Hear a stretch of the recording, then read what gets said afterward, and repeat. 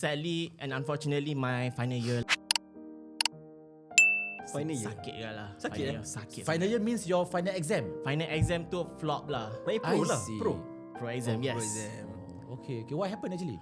What happened So first sitting kita orang ada macam teori lah. Teori first week, second week is clinical. Okay. OSCE, all this lah.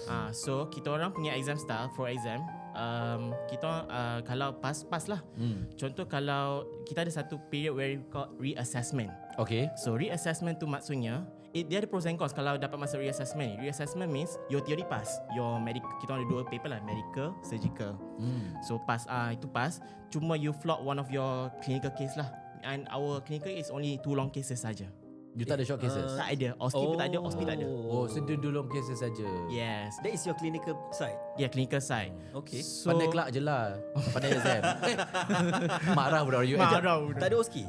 Tak ada. Tak ada. Showcase pun tak ada. Tak So ada. dia do long I mean you have 2 papers. I mean the theories, medical, surgical. and then satu surgical based long Long case, case, satu medical medical based. Betul. Oh, menarik ke? Menarik. Maknanya tak ada developmental assessment untuk PITS. Ada. Dia masuk dalam long case tu lah. Oh, kalau you dapat case speeds lah. Yes. Okay, sorry. Dalam medical ada PITS, ada okay.